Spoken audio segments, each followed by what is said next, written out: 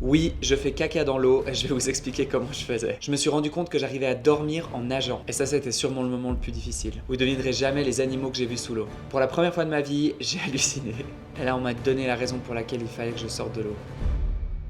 Vous êtes plus de 100 millions à avoir vu ma première tentative Calvi-Monaco à la nage. J'ai réussi à faire 103 km en 48 heures au milieu de la Méditerranée. Vous m'avez posé des milliers de questions. Comment je fais caca dans l'eau? Comment est-ce que j'ai vécu les hallucinations? Comment est-ce qu'on survit 2 jours et 2 nuits dans l'eau avec 3000 mètres de fond? Bref, aujourd'hui, je vais répondre à toutes vos questions. L'objectif est évidemment de retenter en juin prochain. Et cette fois-ci, on va aller le chercher, ce record.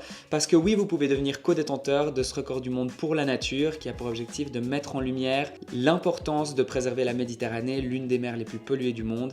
Et d'ailleurs, Calvi-Monaco, c'est la traversée de la plus grande aire marine protégée de Méditerranée. Donc si ça vous intéresse, je vous donne rendez-vous dans le lien dans la description. Vous pouvez préserver 1 mètre cube pour devenir co-détenteur de ce record du monde pour la nature à partir de 5 €. Les fonds collectés serviront à financer nos efforts, notre campagne de communication pour pousser les gouvernements à prendre au sérieux la protection de la mer et plus largement de l'océan. L'intro est faite, c'est parti, on y va. On va aller droit au but, comment je fais pour dormir en nageant? Ça a fait la une des médias, tout le monde s'est posé la question, comment est-ce que c'est possible qu'un nageur avec 3000 mètres de fond arrive à dormir pendant qu'il nage? Je vais tout vous expliquer, je vais vous partager mon secret, mais surtout vous expliquer comment est-ce que vous pouvez le faire aussi. Déjà, il faut parler de l'outil. Pour réussir à dormir en nageant, c'est un état de régénération du cerveau, parce que ce que j'arrive à faire, et je m'en suis rendu compte pendant que je nageais, c'est de pouvoir comme éteindre, endormir une partie de mon cerveau pendant que l'autre est réveillé. Il y a d'autres animaux qui font ça, notamment, sauf erreur, les dauphins et certains autres cétacés, qui arrivent et qui ont besoin de toujours avancer pour faire passer de l'eau dans les branchies et du coup pouvoir respirer, et qui ne peuvent pas tout simplement s'arrêter comme ça. Et en parlant d'animaux, c'est National Geographic ici.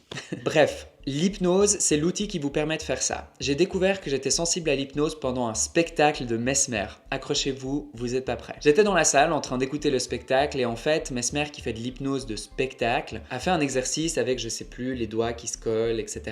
pour voir qui était sensible à l'hypnose. Et j'ai découvert que je l'étais pendant ce spectacle puisque Mesmer m'a fait monter sur scène, m'a fait danser, m'a fait faire plein de trucs. Bref, c'était la honte totale. Mais bref, ça a été mon début avec l'hypnose et c'est comme ça que j'ai compris que je pouvais essayer de maîtriser cette magie en fait presque et de débloquer des capacités que le cerveau humain n'est même pas conscient vraiment qu'il est capable de faire. Et donc j'ai commencé avec mon premier défi qui était la traversée du lac Léman en longueur à la nage où je savais que j'allais faire une nuit, je pensais faire 24 heures, finalement on a fait 19h53 minutes et 7 secondes. Mais pour arriver à cette traversée, il fallait surmonter plusieurs choses. La première, c'était les eaux très très froides. La deuxième, c'est les douleurs que j'avais au niveau de l'aine, puisque quand je respire toujours du même côté, je compense avec le pied inversé et du coup, ça sursollicite ce qu'on appelle le psoas, qui est un petit muscle qui est vers l'aine, qui tire très très fort et c'est comme si on vous plantait des couteaux dans la cuisse. Pas hyper sympa. Bref, donc, j'avais aussi des douleurs au niveau du dos, à force de regarder devant, donc au niveau des lombaires, et c'est comme ça que j'ai commencé à maîtriser l'hypnose avec des techniques assez précises en imaginant un échiquier, donc de donner une forme à la douleur, déplacer, voire même la faire volatiliser, je vous jure, c'est incroyable. Un autre truc que je faisais, c'est aussi de donner une forme, une couleur, un nom à ma douleur et de pouvoir en fait se focaliser dessus et la faire disparaître puisque la douleur est une information, donc si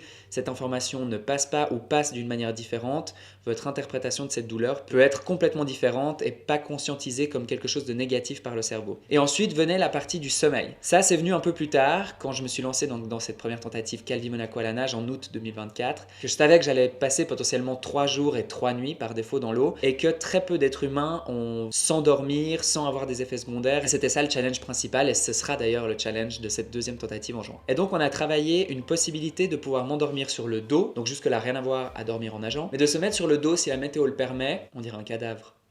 Dead. Si la météo le permet, donc pas trop de vagues, de faire des micro-siestes de 7 minutes à nouveau sans trop dériver et juste pouvoir faire un dialogue interne qui me permette d'éteindre complètement cette fois-ci mon cerveau, donc de dormir, et de me répéter des phrases qui permettaient de régénérer le cerveau. Il faut savoir qu'un des effets secondaires du manque de sommeil que j'ai ressenti moi personnellement après 24 heures, c'est les hallucinations. Donc c'est de commencer à voir des trucs qui n'existaient pas. Par exemple, cette cheminée ressemblait à un trou noir infini. Je vous donne des exemples, hein. C'est pas du tout ça que j'ai eu. Que ce rideau se transforme en filet de pêche qui va m'attraper. Enfin bref, votre cerveau interprète des informations qu'il voit de manière différente. Moi, j'avais une petite corde sous l'eau avec un poids, vous retrouvez sur les ceintures de plongée. Et ce poids, mon cerveau le voyait après 24 heures comme le rat de Ratatouille accroché à la ligne, comme ça. J'avais aussi un kayak qui était derrière la ligne d'eau, qui était tracté derrière le bateau et moi je nageais à côté.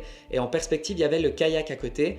Et le kayak avec la ligne d'eau qui rebondissait sur les vagues, j'avais l'impression qu'il y avait des danseuses hawaïennes comme ça. Et donc plein d'autres choses, j'ai vu Jack Sparrow accroché sur le mât du bateau, enfin laissez tomber, un délire. Ça c'est ce que votre corps, votre cerveau en fait renvoie comme information quand il se rend compte qu'il est trop fatigué. Je sais pas à quoi c'est dû, si c'est simplement qu'il a plus d'énergie pour réussir à interpréter certaines informations et du coup il les interprète comme ça vite fait.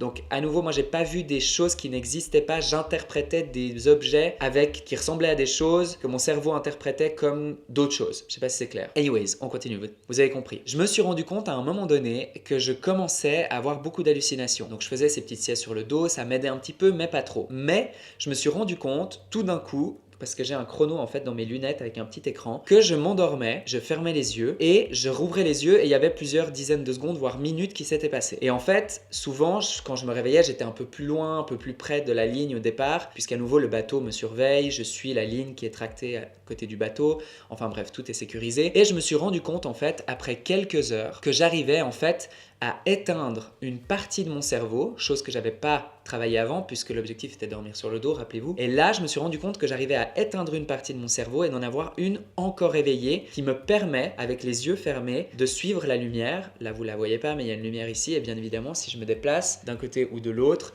la lumière est plus ou moins forte dans ma paupière fermée. Et du coup, en fait, je faisais des petits mouvements comme ça qui me permettaient de me situer par rapport à la ligne et de sûr que je dérivais pas dans la noirceur de la Méditerranée en pleine nuit tout seul et pas me prendre la ligne aussi là où il y avait la lumière. Et du coup, en fait, je faisais ces petits zigzags, très petits, hein, c'est une question de quelques dizaines de centimètres, 1 mètre maximum. Et en fait, je pouvais dormir quelques secondes, quelques minutes et après ça, j'avais plus d'hallucinations. La preuve que du coup, physiologiquement, ça permettait à mon cerveau de se régénérer, de dormir, de se reposer. Et ça, c'est assez fou. On a fait pas mal de recherches suite à cette découverte parce qu'on n'avait pas du tout anticipé ça. Et on s'est rendu compte qu'il y a beaucoup de spécialistes qui parlent de l'hypnose comme une solution miracle pour plein de choses. Mais que ce genre, évidemment, il n'y a pas beaucoup de nageurs qui font ce genre d'efforts. Il y a des trailers aussi qui arrivent à dormir en courant. Alors après, c'est plus compliqué parce qu'il y a des pas. Enfin, il faut faire attention où vous mettez les pieds. Il y a des marcheurs qui font des marches de 100 km ou plus, tout droit, où il n'y a pas trop besoin de réfléchir, où on peut tout d'un coup se sentir partir et dormir en marchant. Et quand vous faites un sport ou une activité que vous avez l'habitude de pratiquer, pour moi la natation, pour d'autres la marche, en fait vous actionnez ce qu'on appelle l'inconscient compétent. C'est-à-dire votre cerveau sait comment, mon cerveau sait comment nager, j'ai pas besoin de réfléchir à nager comme vous n'avez pas besoin de réfléchir quand vous marchez. Il y a que certains ont 2 pieds gauche et se prennent le premier trottoir ou premier caillou qui passe. C'est gratuit, c'est pour moi. Donc voilà comment je fais pour dormir en nageant. Donc ce sera l'exercice de pouvoir essayer de ne plus du tout s'arrêter et de faire des siestes sur le dos puisque potentiellement la météo me le permettra pas. Donc on peut pas se baser 100% sur ça. Et du coup de voir si on arrive à dormir en fait en nageant constamment et comme une dynamo me permettre de recharger, que chaque mouvement, même la journée, ça va être un autre exercice à maîtriser, de pouvoir utiliser la lumière du soleil, puisque je peux faire ça que de nuit grâce à la lumière qui est vraiment très forte, qui est à côté, et dont je vois très facilement les changements de luminosité dans ma paupière fermée. Donc de voir si j'arrive à faire mieux et de pouvoir vraiment créer un capital sommeil, on va dire une recharge pendant que je nage, même la journée. Et ça nous permettrait de tenir jusqu'à 5 jours, 5 nuits, qui si on a la même vitesse que la première tentative, avec une météo similaire,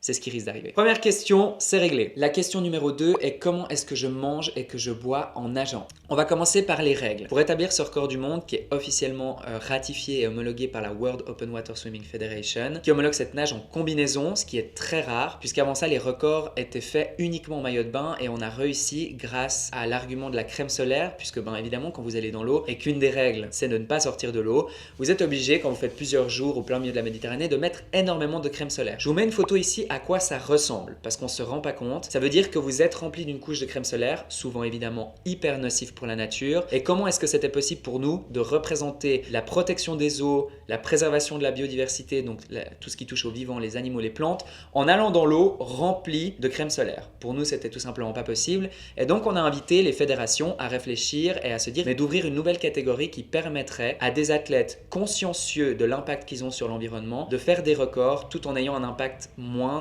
réduit, voire nul sur la nature en nageant, en n'ayant pas de crème solaire sur le corps entier, vous avez compris. On s'est battu, on a monté un dossier et l'une des plus grosses fédérations, la World Open Water Swimming Federation, a accepté d'homologuer ce record et donc potentiellement ce sera le premier record vraiment officiel en haute mer, c'est-à-dire une traversée, donc pas de tour des îles par exemple ou autre, en combinaison. Et c'est donc là que vient le World Longest Swim for Nature, donc pour la nature, mais surtout en combinaison et en courant neutre puisque la zone est dite courant neutre après les analyses des spécialistes. Malgré qu'il y a du courant, mais qu'il n'est pas du tout avec nous.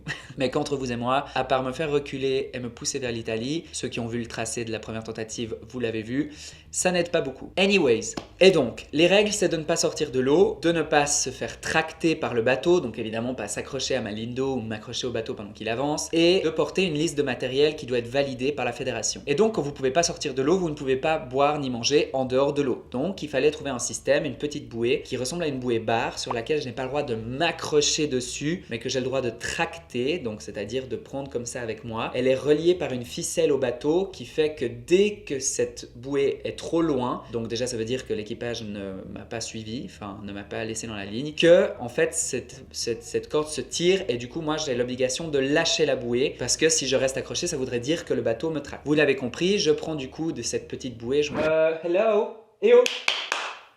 Ils sont bien élevés ces chats. On continue. Donc c'est une bouée barre avec plein de petits trous sur lesquels il y a ma boisson liquide, des barres. Je mangeais aussi des œufs brouillés avec de la banane et de la cannelle. Super bon petit déjeuner d'ailleurs, faudrait que je m'y remette. Bref, tout ce qu'il faut pour récupérer un maximum d'énergie, de calories, même si c'est pas un mot que j'aime bien puisque les calories n'ont pas toujours de sens, et de justement faire le plein d'énergie. Je m'arrêtais toutes les 30 minutes, ce qui était un peu trop. Et cette année, on va tenter de s'arrêter toutes les heures, 5 minutes à 10 minutes à peu près toutes les heures pour pouvoir manger, boire, s'étirer et faire ce qu'il faut, rajouter de la crème solaire toutes les 2 heures aussi pour éviter un coup de soleil et surtout reprendre des forces. Je dépense à peu près 1000 calories à l'heure, c'est une estimation, c'est très difficile à savoir entre la perte de température ou quand il fait trop chaud, c'est le cas aussi en été.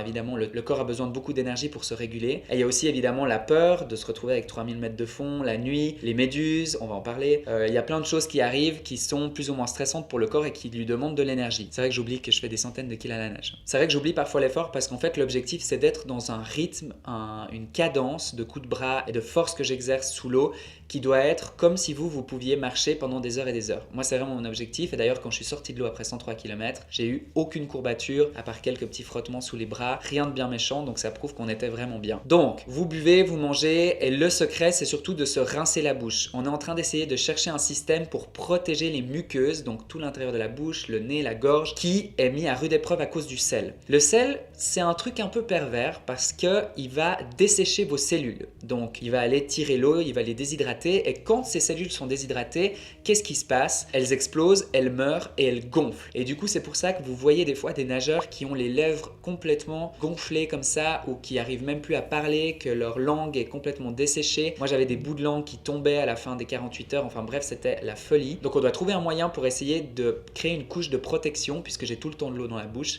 J'ai avalé qu'une seule fois de l'eau, ce qui est pas mal. Et c'est justement cette partie de la gorge qui est très sensible et si je venais à avaler de l'eau trop souvent, ma gorge pourrait se gonfler et je pourrais avoir de la peine à respirer, manger et boire et donc c'est un arrêt au stand direct, abandon par forfait à cause du sel, ce qui serait pas cool. Et donc voilà comment on fait. Donc j'essaye de boire, manger un maximum. Je bois environ entre 1 demi-litre et 1 litre à l'heure, c'est énorme.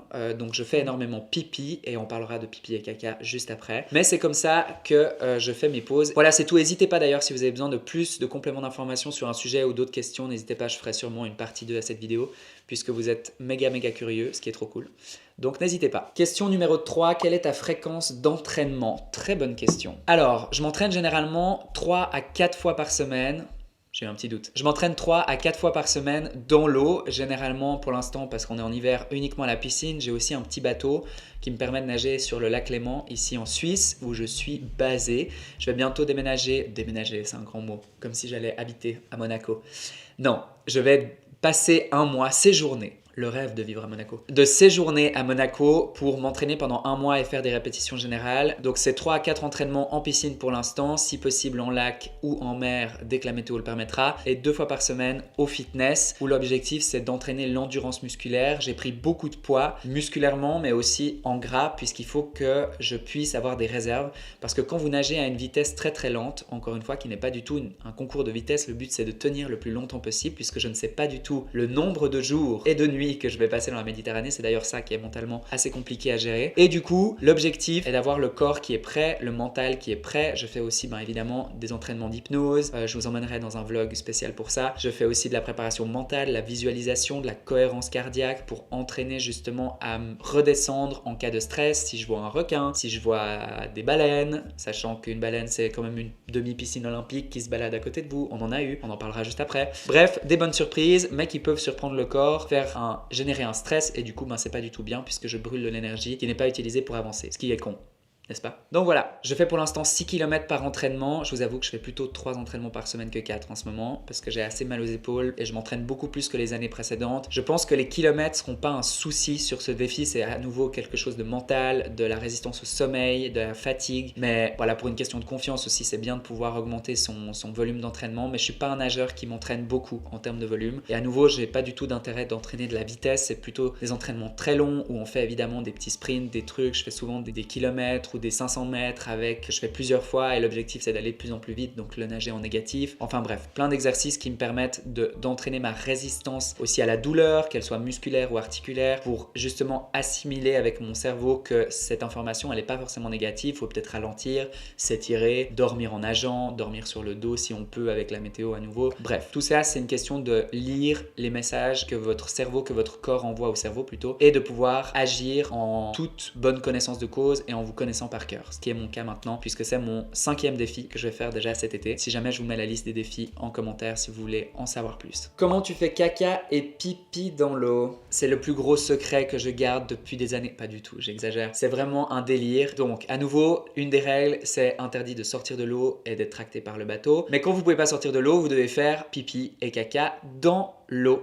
Mais comment je fais? Je pense que je l'ai reçu des centaines, si ce n'est pas un millier de fois, cette question. Pour faire pipi dans l'eau, vu que je bois à peu près entre 500 ml et 1 litre d'eau par heure, je fais pipi dans ma combinaison. Ça paraît dégueulasse, mais ça réchauffe. Et c'est un des outils que j'utilise. L'eau qui est dans mon corps, qui est évacuée, qui est chauffée par mon corps, qui dépense de l'énergie. Pour garder sa température, il chauffe. Cette eau a besoin d'être expulsée. Je la réutilise du coup je l'utilise finalement pour me réchauffer. Ce qui est plutôt pas mal et écologique. Et deuxièmement, pour faire la grosse commission, qu'est-ce que je faisais sur cette première tentative? Tout simplement, j'enlevais ma combi, j'ai un petit zip, je le décroche, je me dézippe, j'enlève à la hauteur des fesses, je fais caca et je remonte ma combinaison qui est très facile à remettre puisque quand vous avez de l'eau, en fait ça crée une espèce de couche qui fait que j'arrive très facilement en fait à la mettre, à la tirer, tac, rescratcher et c'est réglé. Pour éviter ça, puisqu'on s'est rendu compte que le temps que je fasse mes besoins dans l'eau et que j'avais ma combi enlevée, il y a le vent qui souffle sur mes épaules. Et qu'est-ce qui se passe? L'eau s'évapore et ça laisse des cristaux de sel, notamment sur mes épaules et sur les dessous de bras, et c'est ce qu'on imagine a causé d'immenses irritations sous les bras et qui est potentiellement une douleur que si je pouvais l'éviter, ça serait cool. Cette année, on travaille avec un nouveau partenaire combinaison qui a été intéressé de collaborer avec nous pour développer, on va dire, améliorer la combinaison et potentiellement créer une petite poche comme ça qu'on a appelé un poop flap derrière les fesses que je pourrais dézipper et du coup me mettre juste comme ça et faire caca dans l'eau sans enlever le haut de ma combinaison et éviter que le sel sèche et du coup me coupe les bras. Donc voilà, je vous tiendrai au courant, on ira sûrement faire voilà, des petits vlogs de comment est-ce qu'on met ça en place, mais ça va être vraiment trop cool. Dernière question, comment est-ce que tu gères les rencontres avec les animaux? Alors déjà, je vais aller droit au but, les requins. Oui, il y en a en Méditerranée, ils sont malheureusement menacés, c'est la raison aussi pour laquelle on fait cette traversée, c'est pour mettre en avant les animaux, dont la plupart sont plus ou moins menacés, et l'objectif c'est de les préserver, puisque sans ces animaux, l'écosystème ne fonctionne pas, et si l'écosystème ne fonctionne pas, on ne respire plus, et si on ne respire plus, on n'est plus là, puisqu'à nouveau, une respiration qu'on prend sur 2 provient de l'océan avec un grand O qui représente toutes les eaux du monde, dont la Méditerranée fait partie, et donc l'objectif de ce défi à nouveau, c'est de mettre ça en avant. Moi qui viens de Suisse, qui traverse et qui fait des records de vitesse en combinaison sur les plus grands lacs suisses, qui font partie d'ailleurs des plus grands lacs d'Europe. Mais je n'ai jamais rien vu. Je me suis fait attaquer par une silure une fois en fait sur le lac de Neuchâtel, mais c'était court, juste avant la fin de mon défi, ça m'a fait accélérer, enfin ça m'a aidé. Bref, sur la Méditerranée, il y a plein de choses qu'il faut gérer. La première, c'est les baleines. Il y a le rorqual commun, qui est la deuxième plus grande baleine au monde, qui fait à peu près 25 mètres de long, une demi-piscine olympique qui se balade à côté de vous comme ça. Et on en a vu plein, une vingtaine. D'ailleurs, on nous a dit que c'était très rare d'en voir, qu'elles allaient jamais venir vers nous en voyant ce bateau, etc. Qu'il y avait beaucoup de trafic maritime en fait sur la Méditerranée, sur le tronçon. C'était aussi un risque que je me fasse shooter par un cargo, ça aurait été bête. Mais heureusement, on a prévenu voilà, bien à l'avance tout le monde et tout le monde était au courant de cette première tentative. Mais on a croisé une vingtaine de baleines, c'était magique. À chaque fois que je m'arrêtais pour manger, je tournais la tête, il y avait une baleine à droite, je tournais la tête, il y avait une baleine à gauche. D'ailleurs, c'est l'inverse, mais pour vous, c'est juste. Donc, magie, elles se sont jamais approchées à plus de 50-100 mètres, je dirais. Donc, je les voyais très très bien, je les entendais, puisqu'on entend super bien le enfin, magnifique. Et on a une vidéo de nuit, je sais pas si on va la retrouver, mais où on est en train de me filmer de nuit et on entend juste derrière moi, je pense à 10 mètres, une baleine qui est sortie 10 mètres derrière moi. Si on m'avait prévenu, je pense que j'aurais chié dans ma combi, littéralement. Et donc, la magie, des dauphins, on en voyait au lever et au coucher du soleil, c'était magique aussi, mais à nouveau, 50, 100 mètres, 200 mètres de nous, ils étaient en train de chasser, si je dis pas de bêtises, et magnifique, des dizaines, des centaines de dauphins qui se baladent, enfin, c'était oufissime, mais à nouveau, j'ai l'impression qu'ils savaient que j'étais là pour défendre la nature, pour défendre leurs intérêts, et en même temps, ils ont respecté ma petite crainte qui était de les croiser, de faire face à face avec eux. Et ils ont complètement, je sais pas comment expliquer, c'est presque spirituel, mais j'ai l'impression qu'ils savaient que j'étais là pour eux et qu'ils ont respecté ma volonté de les défendre surtout, mais surtout de ne pas être directement en contact avec eux. Et à nouveau, s'ils avaient envie de venir nous voir, ils seraient venus. On n'a pas du tout essayé de les viser ou quoi que ce soit avec mon bateau. Enfin voilà, vraiment on a respecté leur distance et ils ont respecté la mienne aussi de sécurité. Bref, donc c'était magique. Et malheureusement, un autre point qu'il faut avoir en tête, c'est les méduses. Des milliers, si ce n'est pas des millions, de méduses qui surgissent du fond. Donc là, je vous laisse imaginer la scène d'horreur. Vous nagez de nuit, déjà, c'est pas hyper rassurant. Vous avez un petit halo lumineux dû à la ligne lumineuse qui est à côté de ma ligne de piscine qui est tractée par le bateau, que moi je nage à côté. Et là, des millions de méduses qui sortent. Mais la première nuit, j'ai eu un coup de panique. On s'attendait pas à en avoir autant. Et après, j'ai appris en fait à vivre avec. Donc à nouveau, on se concentre, on respire, c'est pas grave. Elles sont là, elles font partie du paysage. Elles ont un rôle à jouer. Nous aussi, respectons chacun la présence de l'autre et on va avancer. Et du coup, plus ça avançait, plus je les trouvais belles. C'était magnifique parce qu'elles sont presque phosphorescentes la nuit. Enfin, c'est magnifique. Elles piquent bien fort. Je me suis pas fait piquer parce que j'ai mis des gants, des chaussons et une cagoule avec un peu de crème ici. J'en ai une qui m'est arrivée comme ça en pleine gueule. Je peux vous dire que c'était flippant et je sentais la crème qui s'enlevait. J'étais là, si elle enlève la crème et qu'il y a une tentacule qui me touche, je vais être défiguré. Enfin, je me suis fait piquer au pied pendant un entraînement. J'ai encore la marque. Enfin, c'est vraiment violent. Mais on va construire un filet chasse-méduse, donc pas attrape-méduse, mais chasse-méduse, un peu en biais comme ça, et pour que les méduses partent, du coup, elles soient redirigées sur le côté du bateau. Ça va être ce qu'on va essayer de construire en 2025, en juin, et ça va vraiment être fou. Mais ouais, les méduses, c'est un sacré sujet, entre le coucher du soleil et le lever de lune. Donc pendant la nuit noire, en fait, parce qu'elles sont photosensibles, ou en tout cas, elles sont intéressées par le plancton qui, lui, est photosensible, et du coup, monte à la surface la nuit. Et en fait, celles qu'on voit sur les plages, c'est celles qui se sont fait, malheureusement, poussées par les courants, les vagues, et qui se retrouvent là, bloquées. Voilà les amis, c'est tout pour aujourd'hui. Merci pour toutes vos questions. N'hésitez pas à en mettre d'autres en commentaire, j'y réponds avec plaisir dans une partie 2. Likez cette vidéo si ce n'est pas déjà fait. Abonnez-vous, on fait une vidéo minimum une fois par semaine, mais on essaye 2 le mercredi et le dimanche. Suivez-nous sur Insta, sur TikTok, on fait plein de contenu pour vous amener dans les backstage de cette traversée. C'est dans 4 mois, ma deuxième tentative. Si vous voulez devenir co-détenteur de ce record du monde pour la nature à partir de 5 € ou 5 francs suisses ou 5 $, il y a plein de devises possibles. Et soutenir nos actions, n'hésitez pas à cliquer dans le lien dans ma bio, calvi-monaco.com. Vous pourrez soutenir le projet, devenir co-détenteur et nous aider à remplir cette mission et prouver que le sport peut faire la différence. C'était Noam, on se voit très vite. Ciao!